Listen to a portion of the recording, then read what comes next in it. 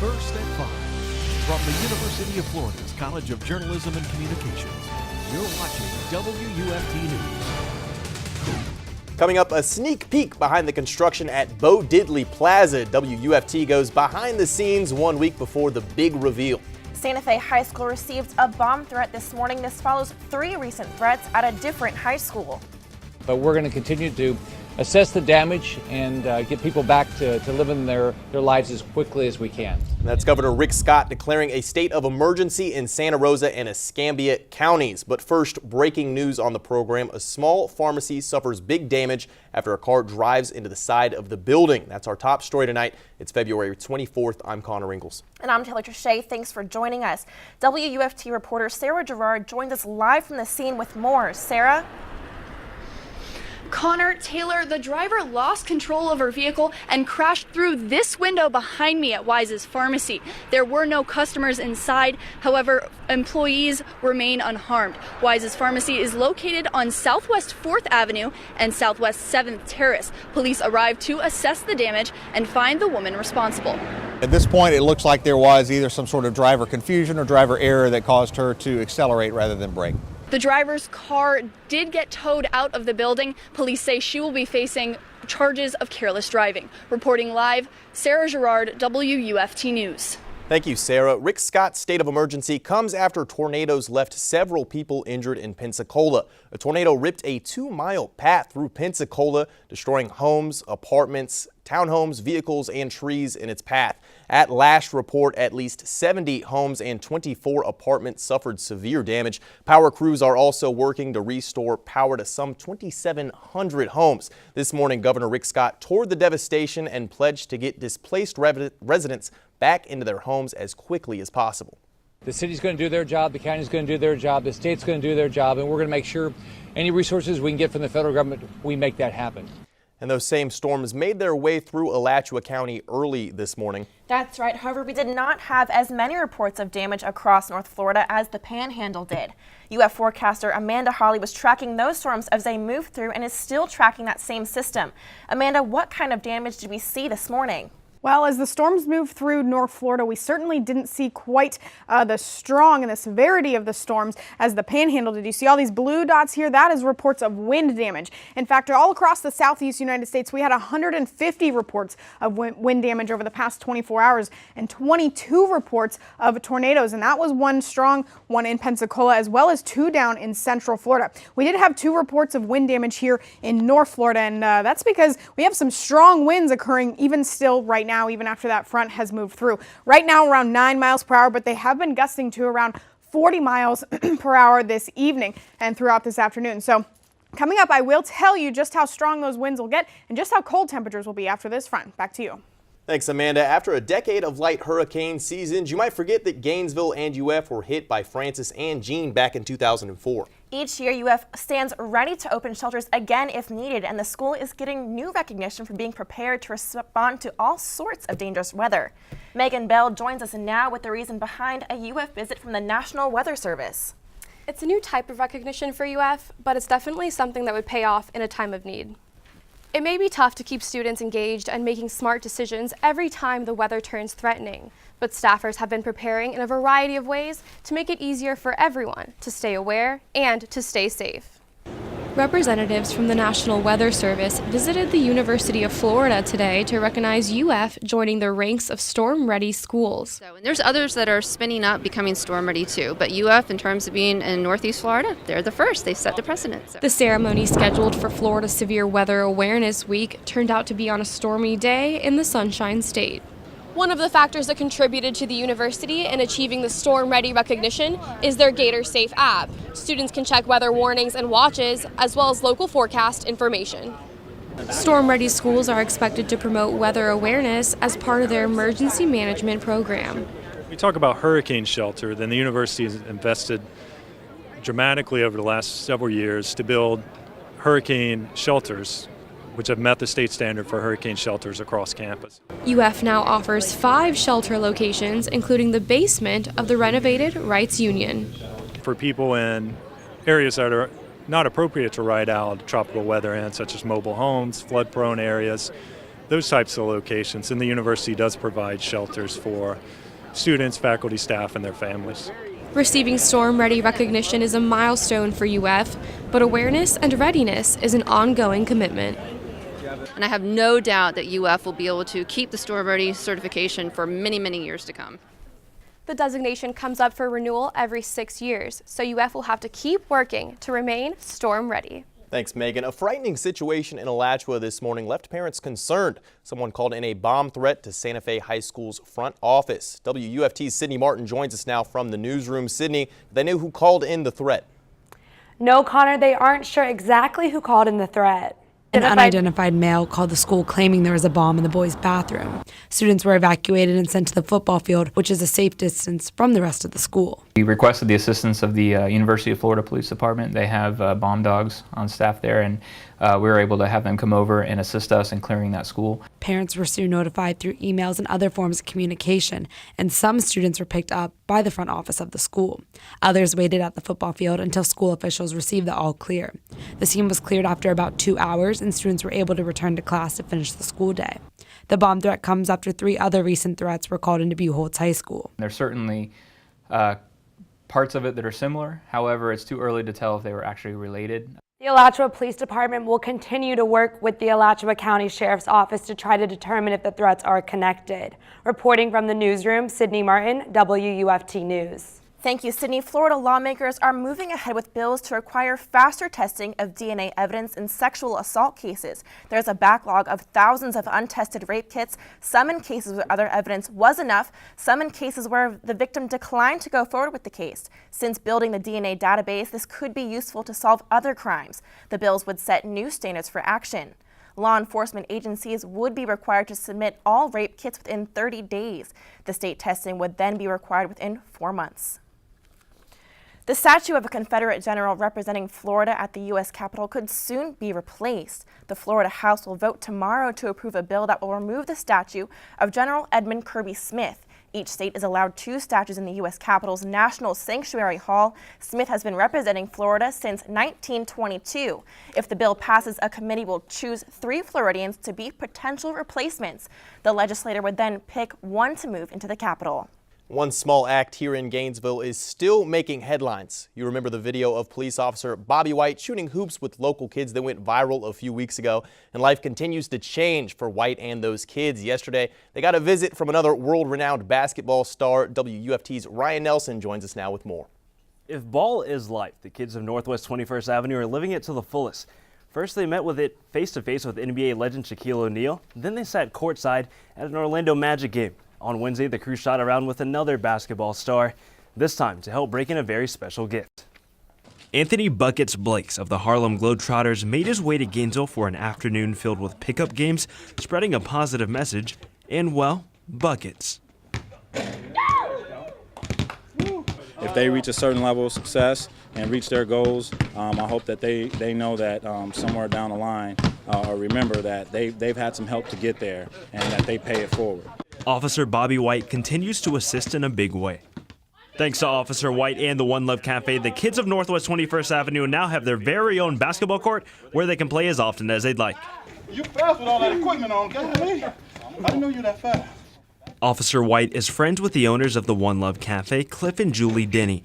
White mentioned he wanted to build a 25 by 30-foot basketball court for the neighborhood kids, and that was all Cliff needed to hear to spring into action.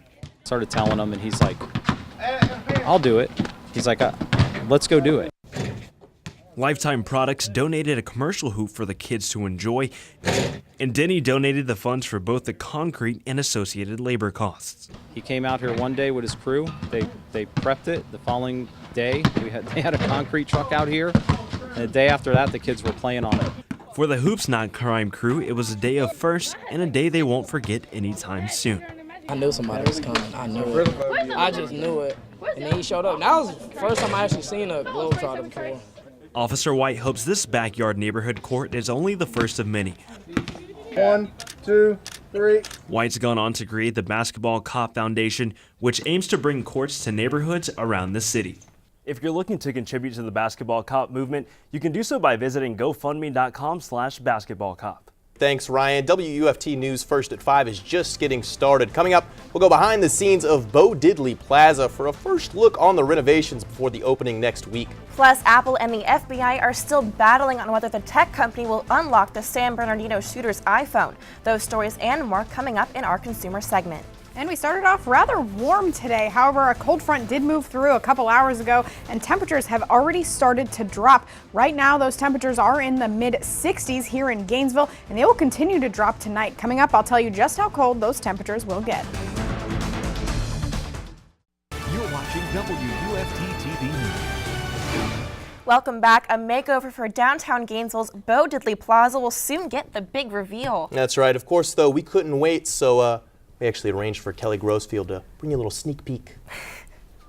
In just 1 week, these fences that have been up for over a year downtown are about to come down. Final touches are being put on Bo Diddley Plaza to prepare for its March 1st reopening. The plaza features new additions as well as updates to the old. Project manager Natalie McCrate says that the makeover has been in the works for a long time.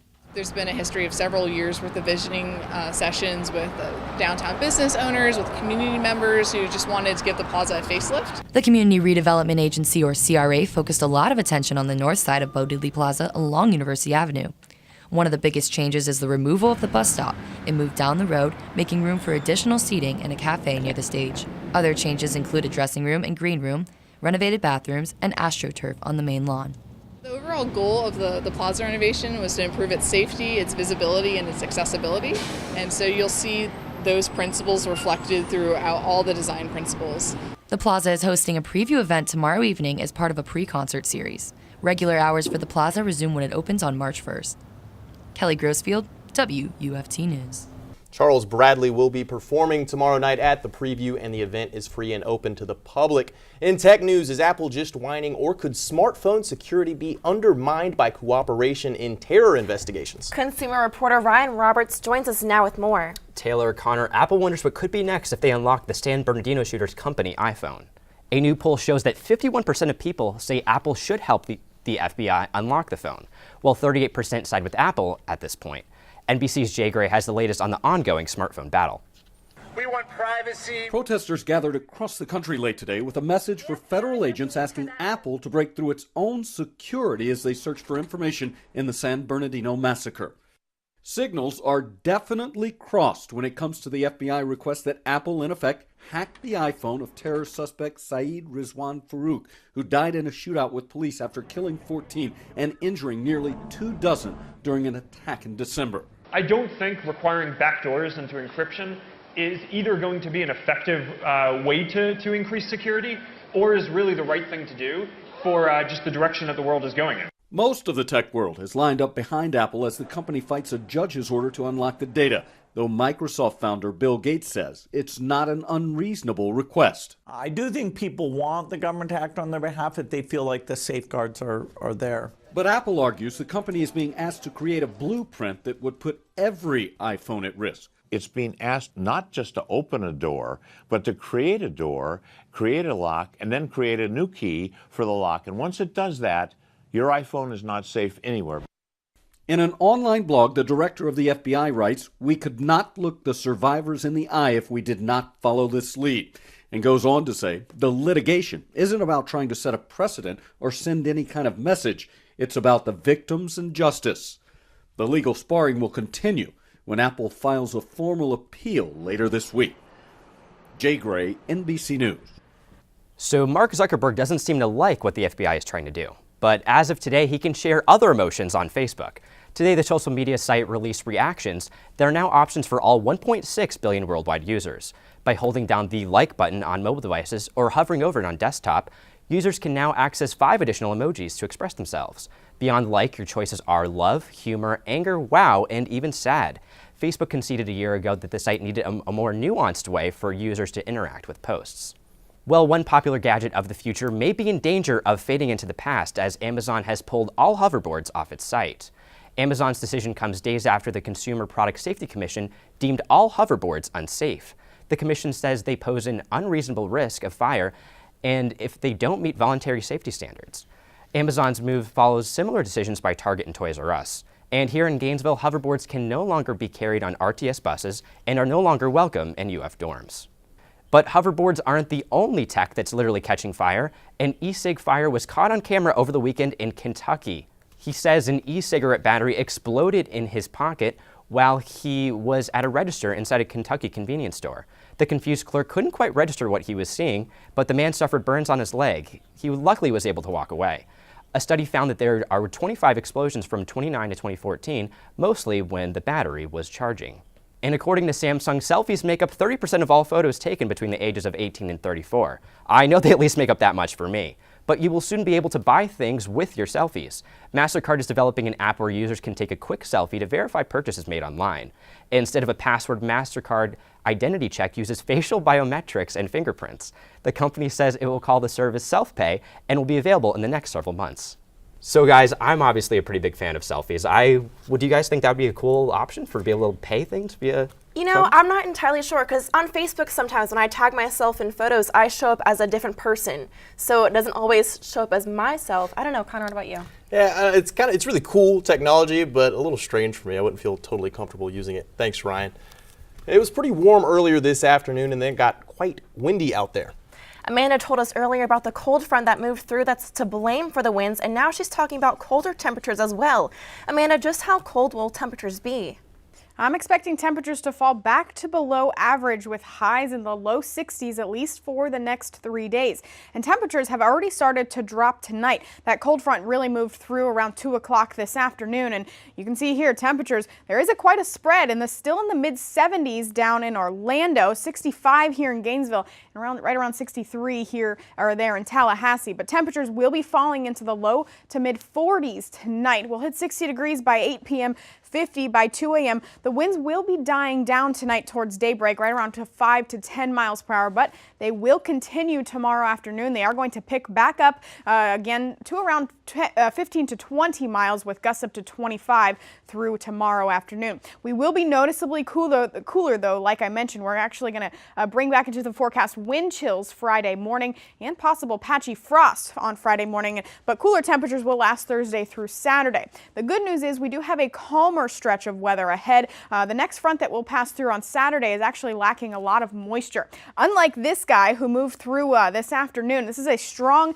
and continuing to strengthen low pressure heading off into the Midwest and into the northern Atlantic states. It did send a strong cold front through this morning, bringing severe weather to parts of Florida as well as to us here in North Florida, and a few tornadoes as well. But that's all out of the mix, and now we've got winds to deal with that are filtering in colder air. Like I said, I think they will start to die down during the overnight hours tonight and be around 5 to 10 miles per hour before daybreak, but they will pick back up tomorrow afternoon. It won't be quite as windy as it was this afternoon, but they will still be in the 15 to 20 mile an hour range tomorrow. Now, temperatures tomorrow will be noticeably cooler. After a cool start right around in the mid 40s, temperatures only going to rise into the mid 60s for a high. 64 here in Gainesville, 66 down in Ocala, and 63 in Crystal River. Now, I mentioned we did have another front on the way that is lacking moisture. That'll move through Saturday. You can see the little bit of a dip in the jet stream here, and there's no cloud cover associated with this one. That's because of that lacking of moisture, but it will bring a little bit of a reinforcing shot of some colder air.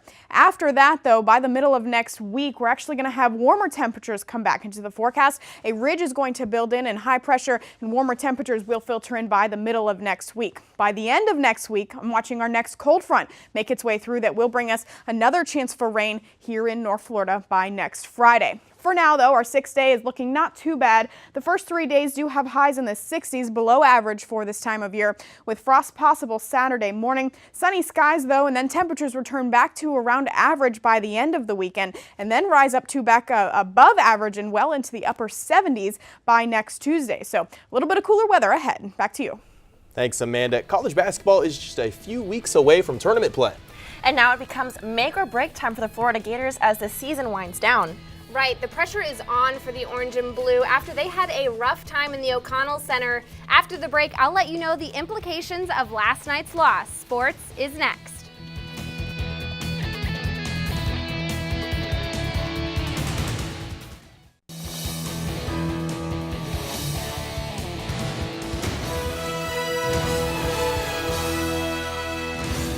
For the Florida men's basketball team is usually the offensive issues, but last night the defense equally struggled. Welcome back to sports. I'm Kaylee Glider. The Vanderbilt Commodores came into the O'Connell Center hungry and started with an early lead in the game. In the last seconds of the half, the Commodores proved that they were on a mission. The Gators were trying to tie the game with Shula Rimmer having a layup blocked by guard Matthew Fisher-Davis. The ball found the hands of Commodore Josh Henderson, a backup 7-foot center who launched the ball 80 feet. That's right, 8-0. And the ball fell through the rim right before the buzzer. And that look from Casey Hill was the story of the rest of the game. Vanderbilt center Damian Jones scored a career-high 27 points, while junior Justin Leon led for the Gators. Florida's top scorers had off nights. Dorian Finney-Smith finished with only 7 points, and Kayvon Allen missed all of his 7 shots. Vanderbilt is the only conference away team to pull out a win last night, 87-74. The most points given up by Florida in 5 years, a span of 191 games. Florida Gator head coach Mike White said that they were beat on all sides of the ball. I thought we actually were in a decent rhythm for us. It's kind of who we are. And unfortunately for us, we've got to be really good defensively. And against a team that's that capable offensively and in that good of a rhythm offensively, we were just average. The next test for the Gators will be the LSU Tigers, who are coming off a big loss to the Arkansas Razorbacks. Speaking of seasons winding down, the Florida women's basketball team will travel to its last road game of regular season tomorrow in Baton Rouge. Florida head coach Amanda Butler doesn't want her team to lose any confidence after the weekend's loss. You've got to believe in really who you are and not one game or one possession or a couple of possessions, and that's what I expect our team to do, is to really believe in who they are individually and collectively, and get ready for a really, really confident LSU team on their home floor. The last time these two teams met, it was a hard-fought battle with the Gators squeezing by. Both LSU and Florida entered tomorrow's game sitting at 20-7 overall and tied for 4th in conference standings. Game time is at 8:30 from the Maverick Assembly Center. 50 has never looked so good. At least that's what the Golden State Warriors would think after clinching their 50th win earlier this week. 55 games into the season, the Warriors became the fastest NBA team to reach 50 wins, 1 game before the Michael Jordan Chicago Bulls. Golden State is now chasing a second Bulls record, the Chicago side being the only team to win 70 games in a season. The next team for the Warriors is the Miami Heat. Tonight's game will be a clash of styles, with Miami's defense first ways against Golden State's offensive powerhouse. Tip-off is set for 7:30 in the American Airlines Arena. The top-ranked baseball team has opened its season defending McKethan Stadium. After 3 home wins against Florida Gulf Coast, they took on Eastern Michigan at home, winning 12-4. They will wrap up the 2-game stint against Eastern Michigan on the road in Lakeland tonight. The teams will meet at Joker Marchant Stadium, the spring training home of the Detroit Tigers. But let me catch you up on what happened last night. The Orange and Blue Bats were hot, with Peter Alonso leading the team with a season-high 4 RBIs. The Gators capitalized on the Eagles' mistakes, and the outfield did their job as well. J.J. Swartz connected on his first homer of the year with a 2-run blast for his 19th career home run. The sophomore Gator is glad to join the other catchers on the team, adding a home run to it's always good to get it out of the way early, but I knew it was going to come, but I'm glad I got it out now and didn't have the drought before. But after the first one, it's hopefully this morning. This out-of-conference travel offers a unique opportunity to the team, allowing everyone to travel down to the series of Miami at the end of the week. Action from the Diamonds starts tonight at 7. And speaking of the Miami Heat earlier, Chris Bosh is still a game-time decision and will actually meet with team officials about his ability on being able to play with the rest of the season with his medical conditions. Yeah, hopefully he can get back out there. That'd be great. All right, thanks, Kaylee. And before we go, let's get one last check on the weather. Here's Amanda. Temperatures will be dropping quickly tonight into the low to mid 40s as we had a cold front move through earlier this afternoon. The gusty winds that are out there right now, they will be dying down before daybreak, but they will pick back up on Thursday afternoon. Now, the next 3 days will be quite chilly with highs below average in the 60s, but come the end of the weekend, highs will return to average, nearing above average by the middle of next week. Back to you. Thanks, Amanda. We'll be back tomorrow at 5, but your Florida news is always on at WUFT.org. Here on WUFT TV, BBC World News is up next, and the PBS NewsHour is coming up at 7 o'clock. Have a good night.